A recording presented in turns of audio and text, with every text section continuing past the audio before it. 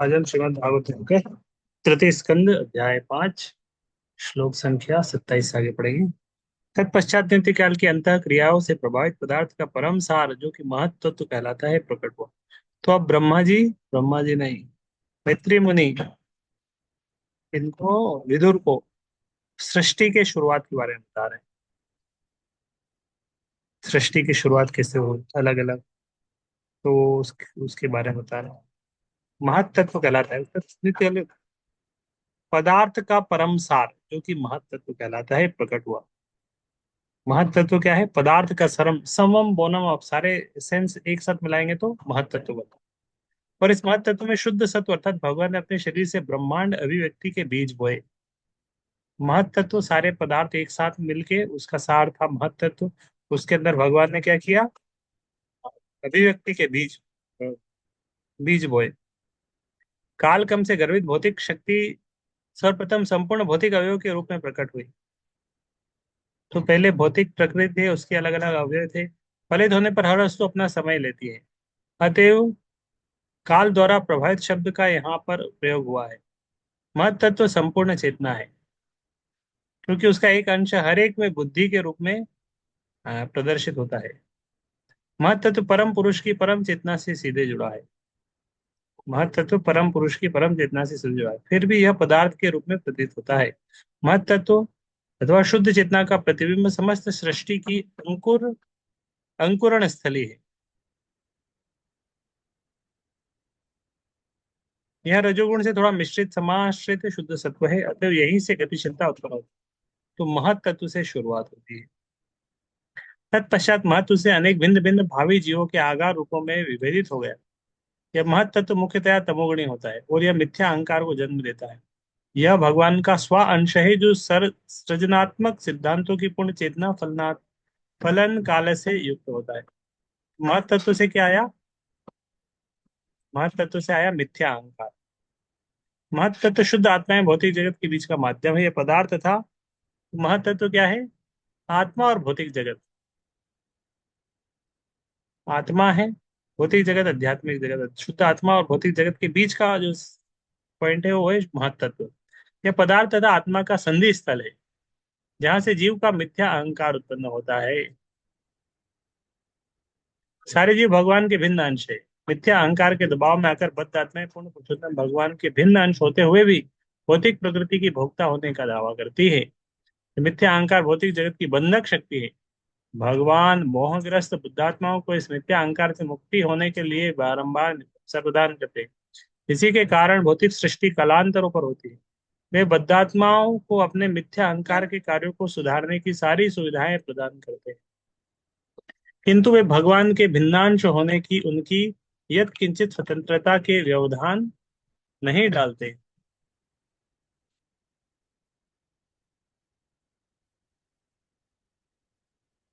महत तत्व या महान कारण रूप सत्य मिथ्या अहंकार में परिणत होता है, जो तीन अवस्थाओं में कारण, कार्य तथा कर्ता के रूप में प्रकट होता है। ऐसे सारे कार्य मानसिक धरातल पर होते हैं और ये भौतिक तत्वों, स्थूल इंद्रियों तथा मानसिक चिंतन पर आधारित होते हैं। मिथ्या अहंकार तीन विभिन्न गुणों सतो, रजो तथा तमो में प्रदर्शित होता है। महत तत्व या महान कारण रूप सत्य मिथ्या अहंकार में परिणत होता है। तो तीन अवस्थाओं में कारण, कार्य तथा कर्ता के रूप में प्रकट होता है। इससे सारे कार्य मानसिक धरातल पर होते हैं। ये भौतिक तत्व, स्थूल इंद्रियों तथा मानसिक चिंतन पर आधारित होते हैं। शुद्ध जीवात्मा अपने आदि आध्यात्मिक अस्तित्व में भगवान के नित्य दास के रूप में अपनी स्वाभाविक स्थिति से पूर्णतया सचेत रहता है। तभी क्या सीन चल रहा है? प्रोसेस ऑफ क्रिएशन के बारे में बता रहे हैं। क्रिएशन कैसे हुआ, शुरुआत में ये बना, फिर ये बना, फिर इससे ये आया, वो आया। अतएव अ, सारी आत्माएं जो ऐसी शुद्ध चेतनाओं में स्थित होती है, मुक्त होती है। अतएव वे आध्यात्मिक आकाश में विभिन्न वैकुंठ लोकों में आनंद तथा ज्ञान में नित्य निवास करते हैं। जब भौतिक सृष्टि प्रकट होती है तो यह उनके निमित्त नहीं होती। नित्य मुक्त आत्माएं नित्य मुक्त कहलाती है, जिनका भौतिक सृष्टि से कोई वास्ता नहीं रहता। भौतिक सृष्टि उन विद्रोही आत्माओं के निमित्त है जो भगवान की अधीनता स्वीकार करने को तैयार नहीं होती। मिथ्या स्वामित्व की यह भावना मिथ्या अहंकार कहलाती है। यह प्रकृति के तीन गुणों में व्यक्त होती है और यह केवल मानसिक चिंतन में विद्यमान रहती है। जो लोग सतोगुणी होते हैं वे व्यक्ति को ईश्वर समझते हैं और इस तरह वे उन भक्तों का परिहास करते हैं कि भगवान के दिव्य प्रेमा भक्ति में लगे रहने का प्रयास करते हैं। जो लोग रजोगुण के कारण गर्वित रहते हैं, प्रकृति पर अनेक प्रकार से प्रभुत्व जताने का प्रयास करते हैं। इनमें से कुछ लोग उपकारी कार्यों में लगे रहते हैं। मानव वे अपने मानसिक चिंतन योजनाओं के द्वारा अन्यों का कल्याण करने के लिए नियुक्त एजेंट हो। ऐसे लोग लौकिक उपकार के आदर्श नियमों का स्वीकार करते हैं, किंतु उनकी योजनाएं मिथ्या अहंकार के आधार पर बनती है। ये मिथ्या अहंकार भगवान से एकाकार होने की सीमा तक विस्तार करता है। अहंकारी बुद्धात्माओं की अंतिम श्रेणी जो तमोगुणी होती है, स्थूल शरीर के साथ आत्मा की पहचान करने के कारण दिग्भ्रमित रहती है। इस तरह उनके सारे कार्यकलाप केवल शरीर के चारों ओर केंद्रित रहते हैं। इन सारे व्यक्तियों को मिथ्या अहंकारवादी विचारों से खिलवाड़ करने का अवसर प्रदान किया जाता है, किंतु साथ ही भगवान इतने दयालु है कि वे उन्हें भगवद गीता तथा श्रीमद् भागवत जैसे शास्त्रों की सहायता लेने का अवसर प्रदान करते हैं, जिससे वे कृष्ण विज्ञान को समझ सके और अपने जीवन फल सफल बना सके। ये संपूर्ण भौतिक सृष्टि और मिथ्या अहंकारवादी जीवों के लिए होती है, कि प्रकृति के गुणों के अधीन विभिन्न मोहों के अंतर्गत मानसिक धारणा पर मंडराते हैं। तो भौतिक सृष्टि के कौन से जीवों के लिए? अच्छे जीवों के लिए तो आध्यात्मिक सृष्टि है, वो वहीं पे रहते हैं। लेकिन कुछ जीव रहते हैं जो क्या करते हैं, मिथ्या अहंकार के कारण, फॉल्स ईगो के कारण प्रकृति के गुणों के अधीन हो जाते हैं, मोह में आ जाते हैं, वो उस मानसिक धरातल पर रहते हैं। उनके लिए भौतिक जगत। जेल किन के लिए है? जो लोग शासन के कानून को नहीं मानते, उनके लिए जेल बनाया गया। मिथ्या अहंकार सतोगुणी से अंतःक्रिया करके मन में रूपांतरित हो जाता है।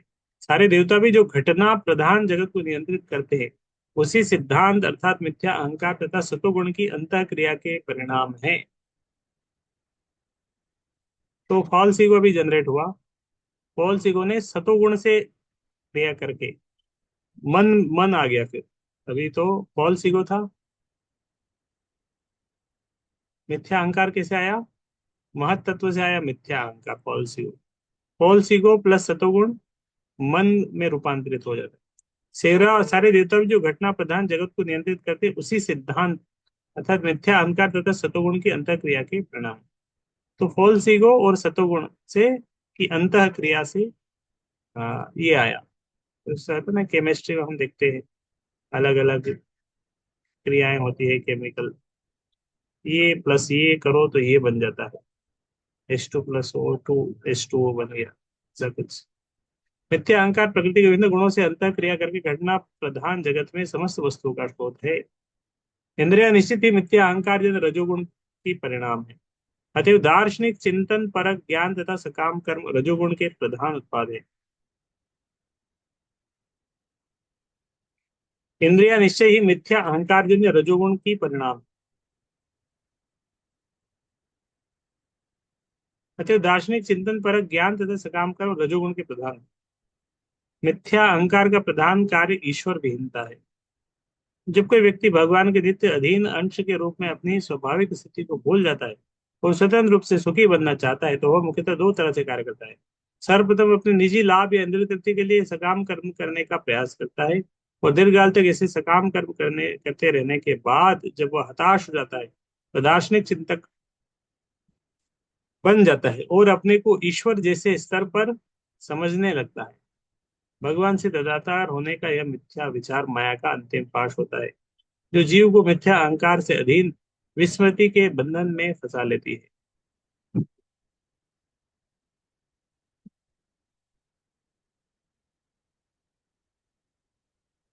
मिथ्या अहंकार के पास से मुक्ति का सर्वोत्तम उपाय है परब्रह्म के विषय में दार्शनिक चिंतन की आदत का परित्याग। मनुष्य की निश्चित रूप से यह जान लेना चाहिए कि परब्रह्म का साक्षात्कार अपूर्ण अहंकारी व्यक्ति के दार्शनिक चिंतन द्वारा कभी भी नहीं हो सकता। परब्रह्म या पूर्ण पुरुषोत्तम भगवान का साक्षात्कार ऐसे प्रमाणिक अधिकारी के विषय में विनय तथा प्रेम पूर्वक श्रवण द्वारा किया जा सकता है, जो 12 महाजनों में से एक है, जिसका उल्लेख श्रीमद् भागवत में हुआ है। इसे प्रयास के द्वारा ही मनुष्य भगवान की मोहमय शक्ति को जीत सकता है। यद्यपि अन्यों के लिए यह दुर्लंघ है, जिसकी पुष्टि भगवत गीता में हुई है। 7वें अध्याय का 14 नंबर श्लोक है गीता का। देवी ही एषा गुणमयी मम माया दुरत्यया मामेव ये प्रपद्यन्ते मायामेतां तरन्ते। तो इस तरह क्रिएशन हुआ है, इससे ये बना, उससे ये बना। वही अध्याय, यही सब है इसमें। आकाश ध्वनि का परिणाम है। सबसे पहले ध्वनि बना। ध्वनि कहाँ से आया? तो इससे ये earth water fire air ether. तो साउंड, साउंड से बना आकाश। आकाश ध्वनि का परिणाम है, और ध्वनि अहंकारात्मक काम का रूपांतर है। ध्वनि कहाँ से है? काम का रूपांतर है।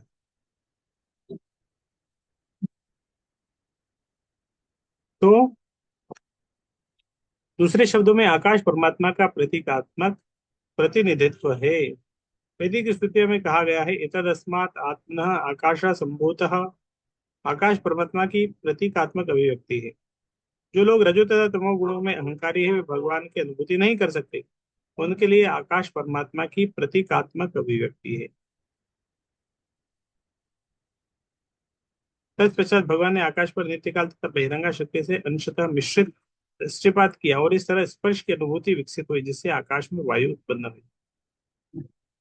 भगवान ने आकाश पर दृष्टिपात किया, उससे स्पर्श बना, वायु उत्पन्न हुई।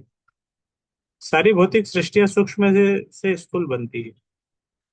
सारी जो सृष्टि कैसे बनती है? सूक्ष्म से स्थूल बनती है। संपूर्ण ब्रह्मांड इसी तरह से विकसित हुआ है। आकाश से स्पर्श अनुभूति विकसित हुई। नित्य काल बहिरंग शक्ति तथा भगवान के दृश्य हुए। आकाश से बना स्पर्श, टच पावर। यह स्पर्श अनुभूति आकाश में वायु के रूप में विकसित हुई, और उससे वायु बनी। इसी तरह अन्य सारा स्थूल पदार्थ भी सूक्ष्म से स्थूल में विकसित हुआ।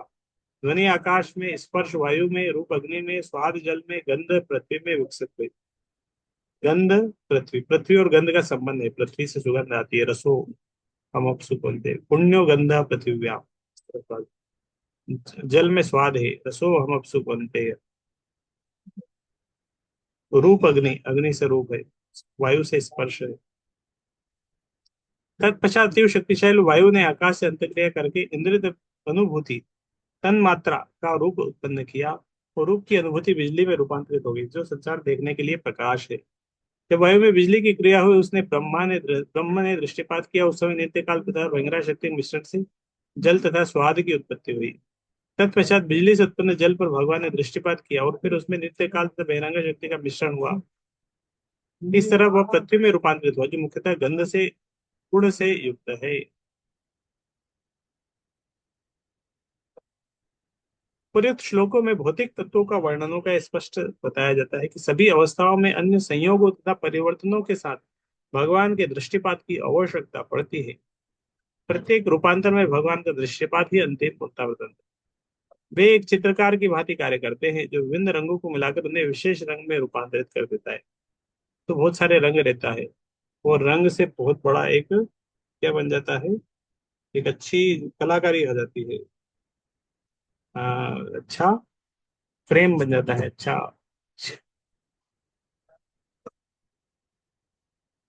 रंग से मिलके एक अच्छी पेंटिंग बन जाती है, चित्रकारी बन जाती है। लेकिन उसके लिए कौन चाहिए? पेंटर चाहिए। पेंटर की आवश्यकता होती है। जब एक तत्व दूसरे तत्व से, तो इस तरह अलग अलग तत्वों से कुछ सृष्टि के अलग अलग वो तो बन रहे हैं, लेकिन पेंटर भगवान है। जब एक तत्व दूसरे तत्व से मिलता है, तो इसके गुणों में वृद्धि होती है। उदाहरण आकाश वायु का कारण।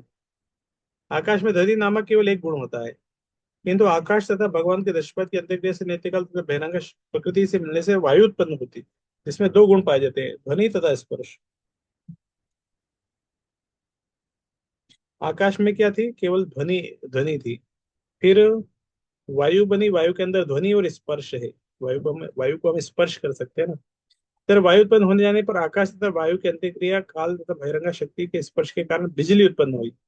वायु तथा आकाश के साथ बिजली की अंत्यक्रिया काल बहिरंगा शक्ति और अंतर भगवान के दृष्टिपात से मिश्रण से जल उत्पन्न हुआ। आकाश की अंतरिम अवस्था में केवल एक गुण रहता हुआ है, ध्वनि।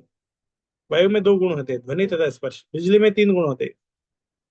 बिजली मतलब फायर, अग्नि। अग्नि में क्या है? अग्नि का एक रूप होता है, अग्नि को स्पर्श कर सकते हैं, उसमें ध्वनि रहती है। जल में चार गुण होते हैं, ध्वनि, स्पर्श, रूप तथा स्वाद। अब अग्नि को स्वाद थोड़ी ले सकते हैं, लेकिन जल का स्वाद ले सकते हैं। इसी तरह फिर पृथ्वी आ जाएगा। पृथ्वी के अंदर एक एक्स्ट्रा पड़ जाएगा, वो गंध है। पृथ्वी के अंदर ये सब रहता है ना, ध्वनि, स्पर्श, रूप, स्वाद, गंध। यद्यपि भिन्न पदार्थों के भिन्न भिन्न मिश्रण है, किंतु ऐसे मिश्रण स्वतः नहीं बन जाते। जिस तरह के जीवित चित्रकार के स्पर्श के बिना रंगों का मिश्रण स्वतः नहीं हो पाता, यह स्वतः प्रणाली वास्तव में भगवान के दृष्टिपात रूपी स्पर्श द्वारा क्रियाशील होती है। समस्त भौतिक पदार्थों में सजीव चेतना ही निर्णायक होती है। इस तथ्य का उल्लेख भगवत गीता में निम्नवत हुआ है। नयाध्यक्षेण प्रकृति सूर्य से चराचरम हेतुना नेन कौन्तेय जगत विपर्यो। निष्कर्ष है कि भले ही भौतिक तत्व सामान्य जनों को दृष्टि में आश्चर्यजनक रीति से कार्य करे, तो उनका किंतु उनका क्रिया व्यापार वस्तुतः भगवान के निरीक्षण में होता है। जो लोग भौतिक तत्वों के परिवर्तनों को ही देख सकते हैं और उनके पीछे भगवान के अदृश्य हाथों का अनुभव नहीं कर सकते, वे निश्चय ही कम बुद्धिमान व्यक्ति होते हैं, भले ही वे महान भौतिक विज्ञानियों के रूप में विज्ञापित किए हो जा रहे हो। हे भद्र पुरुष, आकाश से लेकर पृथ्वी तक सारे भौतिक तत्वों में जितने सारे निम्न तथा श्रेष्ठ गुण पाए जाते हैं, वे भगवान के दृष्टिपात के अंतिम स्पर्श के कारण है। जितने भी गुण हैं आकाश से लेकर पृथ्वी तक, सब के अंदर भगवान का दृष्टिपात। फाइनल टच, अंतिम स्पर्श मतलब फाइनल टच। उपर्युक्त समस्त भौतिक तत्वों के नियंत्रक देवता भगवान विष्णु के शक्तियाविष्ट अंश है। वे बहिरंगा शक्ति के अंतर्गत नित्य काल द्वारा देह धारण करते हैं। वे भगवान के अंश है।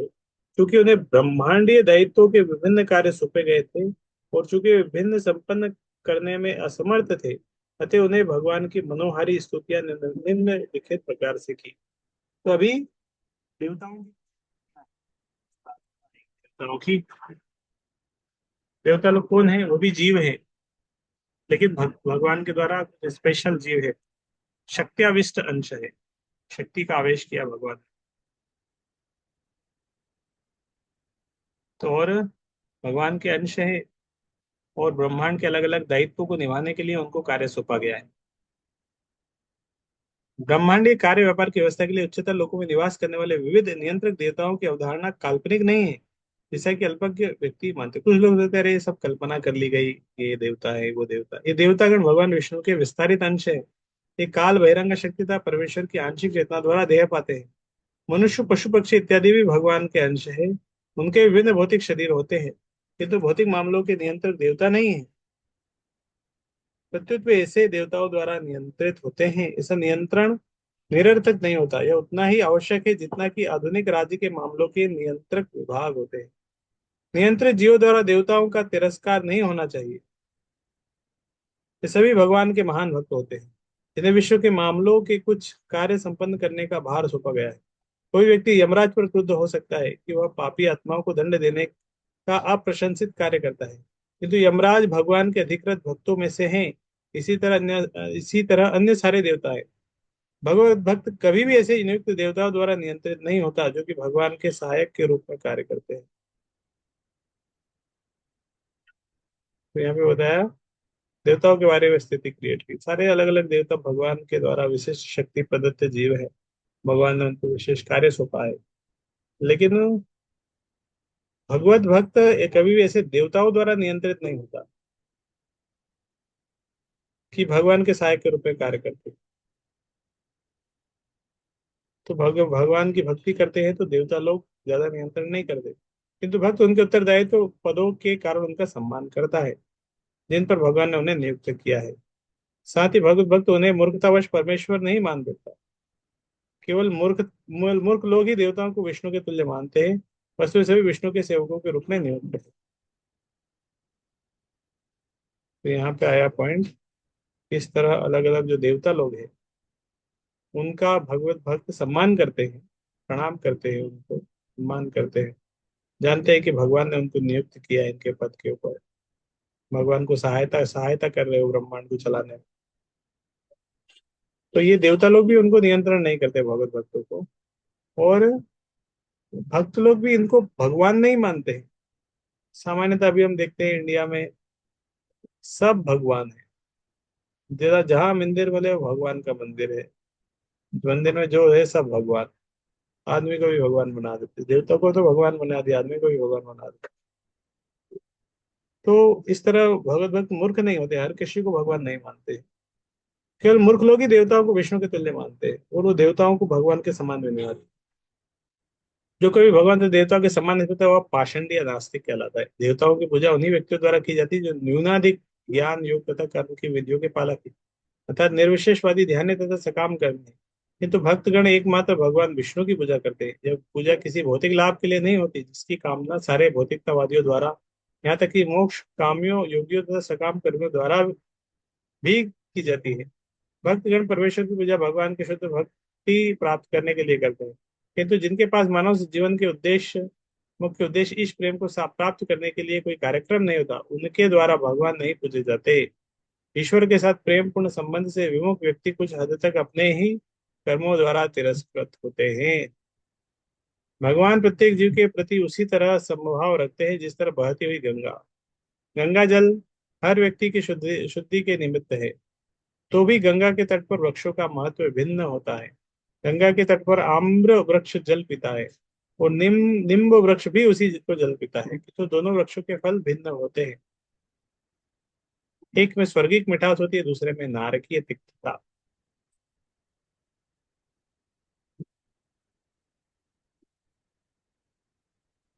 तो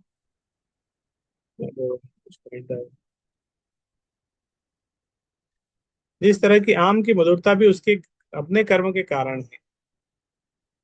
जो लोग ईर्ष्यालु तथा दुर्जन है, ये गीता का एक श्लोक है, ताम हम द्विषतः क्रूरान संसारेषु नराधमान क्षिपाम्यजम श्रम शुभाम आसुरश्वेव योनिषु। 16 अध्याय का श्लोक है, 16 अध्याय का नाम है आसुरिक तथा देवीय गुण। जो लोग ईर्ष्यालु तथा दुर्जन है और नराधम है, उन्हें मैं भगवान में विभिन्न आसुरी योनियों में डालता हूँ। यमराज जैसे देवता उन्हें नियंत्रक उन अवांछित बद्धात्माओं के लिए जो ईश्वर के साम्राज्य की शांति भंग करने में सदैव लगे रहते हैं। क्योंकि सारे देवता भगवान के विश्वस्त भक्त सेवक कहते हैं, इनका कभी भी तिरस्कार नहीं किया जाना चाहिए। 39 नंबर श्लोक। अभी यहाँ से क्या हुआ, देवता लोग भगवान को प्रार्थना कर रहे हैं, प्रेयर्स बाय डेमीगॉड्स। तो ये लगभग 12 श्लोकों में देवताओं की प्रार्थना है। 51 नंबर श्लोक तक देवताओं की प्रार्थना है, देवता लोग प्रार्थना करते हैं, हे प्रभु नमामि ते देव पदारविन्दं प्रपन्नतापोपशमात्रपत्रम् यन्मूलकेता यतयोऽन्धसुसोक्तरुक्त संसार दुःखम बहिरुक्षिपन्ति। संसार ने कहा है, प्रभु आपके चरण कमल शरणागतों के लिए छाते के समान है, जो संसार के समस्त कष्टों से उनकी रक्षा करते हैं। सारे मुनिगण उस आश्रय के अंतर्गत समस्त भौतिक कष्टों को निकाल फेंकते हैं। अतएव हम आपके चरण कमलों का सादर नमस्कार करते हैं।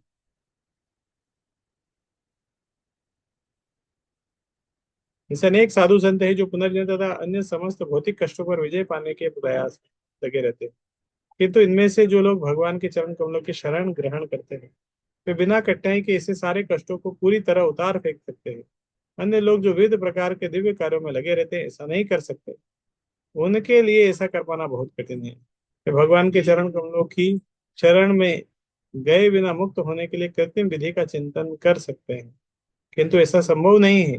ऐसी मिथ्या मुक्ति से मनुष्य पुनः इस भौतिक जगत में आ गिरता है, चाहे वह कितनी भी कठिन तपस्या क्यों न हो। यह उन देवताओं का मत है जो न केवल वैदिक ज्ञान में पटु है, अभी तो भूत वर्तमान तथा भविष्य में भी दृष्टा है। देवताओं के मत महत्वपूर्ण है, क्योंकि देवता ही विश्व व्यवस्था संबंधी कार्य अपार का पद संभालने के लिए अधिकृत है। ये भगवान द्वारा उनके विश्वसनीय सेवकों के रूप में नहीं। तो भगवान देवता लोग कौन है, विश्व व्यवस्था चलाने के लिए भगवान के विश्वसनीय सेवक है, भगवान ने उनको दिया है।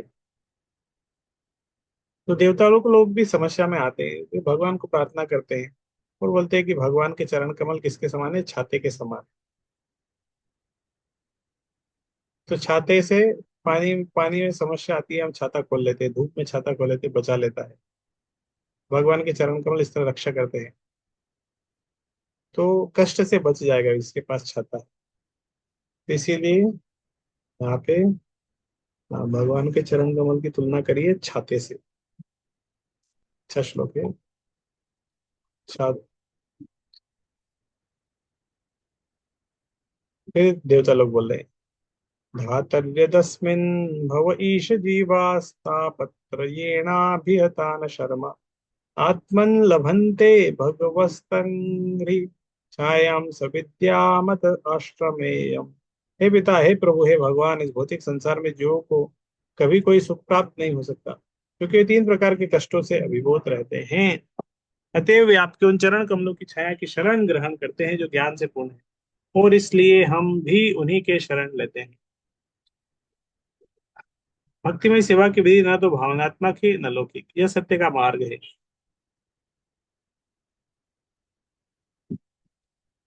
जिससे जीव तीन प्रकार के दैविक तथा भौतिक दुखों से छुटकारा पाने का दिव्य सुख प्राप्त कर सकता है। भौतिक जगत द्वारा बद्ध कोई भी जीव, चाहे वह मनुष्य हो, पशु हो, देवता हो, पक्षी हो, उसे आध्यात्मिक, अधिभौतिक, अधिदैविक कष्ट भोगने पड़ते हैं। तो ये तीन कष्ट हर सब व्यक्ति के जीवन में सबको याद होना चाहिए। आध्यात्मिक कष्ट, अधिभौतिक और अधिदैविक।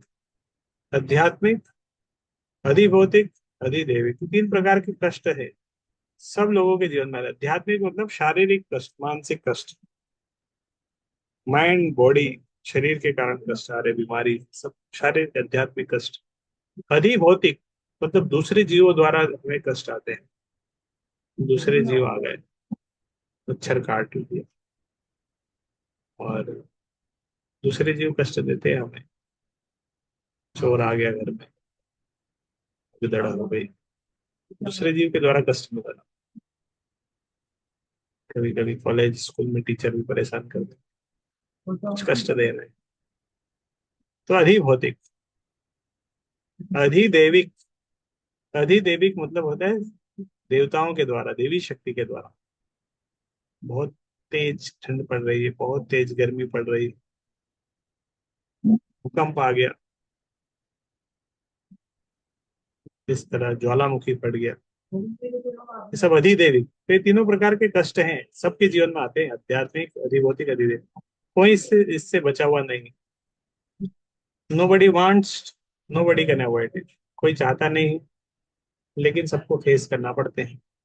उसका सुख बद्ध जीवन के कष्टों से मुक्त होने के लिए कठिन संघर्ष के अतिरिक्त कुछ भी नहीं होता। तो इसलिए हर जीव संघर्ष कर रहा है, किंतु उसकी रक्षा का एक ही उपाय हुआ है, पूर्ण पुरुषोत्तम भगवान के चरण कमलों की शरण ग्रहण। एक ही भगवान के चरण कमलों की शरण करने से रक्षा होगी। यह तर्क की उचित ज्ञान प्राप्त किए बिना मनुष्य भौतिक कष्टों से मुक्ति नहीं हो सकता, असंदिग्ध रूप से सत्य है। किंतु भगवान के चरण कमल दिव्य ज्ञान से पूर्ण होते हैं। अतः उनके चरण कमलों का स्वीकार करने से उस आवश्यकता की पूर्ति हो जाती है। इसकी व्याख्या हम प्रथम स्कंद में कर चुके हैं। वासुदेवम भगवती भक्ति योग प्रयोजित जनयति आशु वैराग्यम ज्ञानम च यद हेतु। भगवान वासुदेव की भक्ति में ज्ञान का अभाव नहीं है। वे भक्त के हृदय में से अज्ञान रूपी अंधकार को दूर करने का भार अपने ऊपर लेते हैं, की पुष्टि उन्होंने भगवत गीता में की है। अनुभवजन्य दार्शनिक चिंतन मनुष्य को भौतिक संसार के तीन कष्टों से छुटकारा नहीं दिला सकता। भगवान की भक्ति में समर्पित हुए बिना ज्ञान के लिए प्रयत्न करना मूल्यवान समय का अपव्यय है।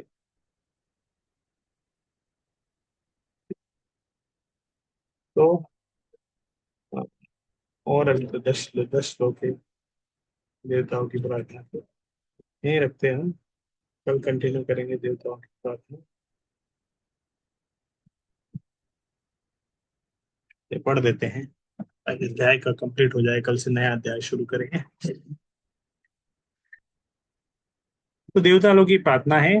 भार्गन्ति यत्ते मुख पद्म नीडैश्चंदः सुपर्णे ऋषियो विविक्ते यस्यागमशोद सरित्वराया पदम पदम तीर्थ पद प्रपन्ना। भगवान के चरण कमल ही स्वयं ही समस्त तीर्थ स्थलों के आश्रय है। चरण कमल भगवान के समस्त तीर्थ स्थलों के आश्रय।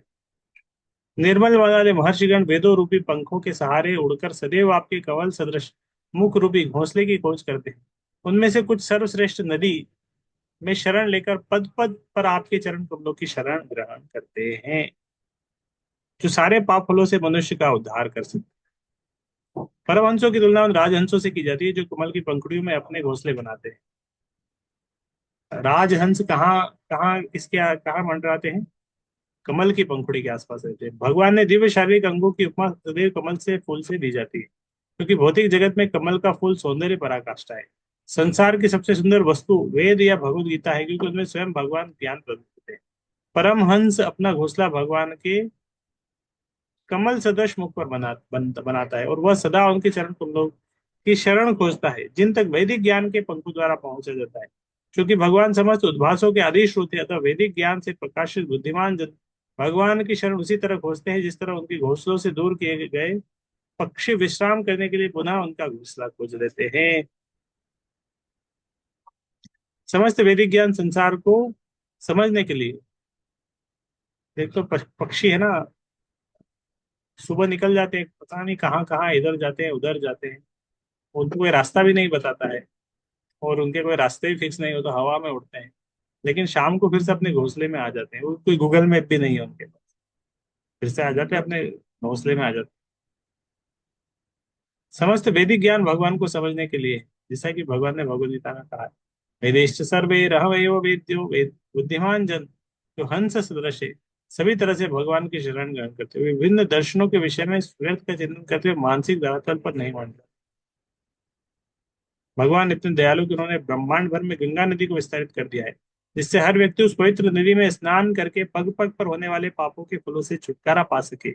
संसार में ऐसी अनेक नदियां हैं जिनमें स्नान करने से इस चेतना का भाव जागृत हो जाता है, और इसी नदियों में गंगा नदी प्रमुख है। भारत में 5 प्रमुख नदियां हैं, तो ये गंगा नदी है। किंतु गंगा सर्वाधिक पवित्र है। गंगा नदी तथा भगवत गीता मानव हेतु दिव्य सुख की प्रमुख स्रोत है। बुद्धिमान लोग भगवत धाम वापस जाने के लिए इसकी शरण ग्रहण करते हैं। भगवत गीता का थोड़ा सा ज्ञान तथा गंगा जल का थोड़ा सा जल मनुष्य को यमराज के दंड से बचा जा सकता है। गंगा जल और भगवत गीता यमराज से बचाते थे। आपके चरण गुरु के विषय में केवल उत्सुकता तथा भक्ति पूर्वक, परम एक अच्छा पॉइंट था याद था, परम हंसों की तुलना।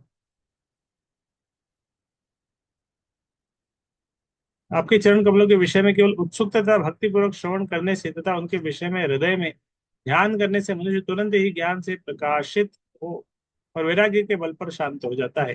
अतः हमें आपके चरण कमल रूपी पुण्यालय की शरण ग्रहण करनी चाहिए। उत्सुकता तथा भक्तिपूर्वक भगवान के चरण कमलों का ध्यान करने के चमत्कार इतने महान होते हैं, कोई अन्य विधि इनकी बराबरी नहीं कर सकती। भौतिकतावादी जनों के मन इतने व्यग्र हो रहते हैं कि उनके लिए निजी नियमित प्रयासों द्वारा परम सत्य की खोज कर सकना प्रायः असंभव होता है। किंतु ऐसे भौतिकतावादी जन भी दिव्य नाम यश गुण इत्यादि के विषय में श्रवण के प्रति थोड़ी सी भी उत्सुकता से ज्ञान तथा वैराग्य प्राप्त करने की अन्य सभी विधियों को मात कर सकते हैं। बद्ध जीव देहात्म बुद्धि के प्रति लिप्त रहता है, अतएव वह ज्ञान अज्ञान में पड़ा रहता है। आत्मज्ञान का संवर्धक भौतिक अनुराग से वैराग्य उत्पन्न करा सकता है, और ऐसे वैराग्य के बिना ज्ञान का व्यर्थ नहीं होता। भौतिक भोग के लिए सबसे भयावह आसक्ति है यौन जीवन। यौन जीवन के प्रति आसक्ति जीवन व्यक्ति को ज्ञान से विहीन समझना चाहिए। ज्ञान के पश्चात वैराग्य होना ही चाहिए। आत्म साक्षात्कार की यही विधि है। आत्म साक्षात्कार के लिए ज्ञान तथा वैराग्य अनिवार्य है, और यदि कोई व्यक्ति भगवान के चरण कमलों की भक्ति करता है तो ये दोनों अनिवार्य तुरंत प्रकट होते हैं। ज्ञान और वैराग्य अपने आ जाते हैं। इस संदर्भ में धीर शब्द अत्यंत महत्वपूर्ण है। जो व्यक्ति व्याग्रता का कारण उपस्थित होने पर भी क्षुब्ध नहीं होता, वह धीर कहलाता है। श्री यमुनाचार्य कहते हैं, क्योंकि मेरा हृदय भगवान कृष्ण की भक्ति में अभिभूत हो चुका हूँ, मैं यौन जीवन के विषय में सोच भी नहीं सकता, और यदि यौन का विचार मेरे मन में आता भी है तो मुझे तुरंत घृणा होने लगती है। भगवत भक्त भगवान के चरण कमलों का उत्सुकतापूर्वक ध्यान करने मात्र से उच्च स्तर धीर बन जाते हैं।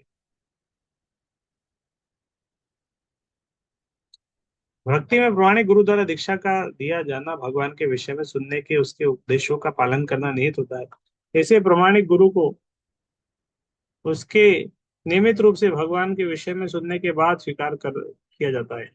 ज्ञान तथा वैराग्य में उन्नति को भक्तिगण वास्तविक अनुभव के रूप में देखते हैं। श्री चैतन्य महाप्रभु ने प्रमाणिक भक्त से सुनने की इस विधि की जोरदार संस्तुति की, और इस विधि का पालन करते हुए मनुष्य अन्य सारी विधियों पर विजय प्राप्त करते हुए सर्वोच्च परिणाम तक पहुंच सकता है। हे प्रभु, आप विराट जगत के सृजन पालन तथा संहार के लिए अवतरित होते हैं, इसलिए हम सभी आपके चरण कमलों की शरण ग्रहण करते हैं, क्योंकि ये चरण आपके भक्तों को सदैव स्मृति तथा साहस प्रदान करते हैं। तो देवता लोग भगवान से प्रार्थना करना है।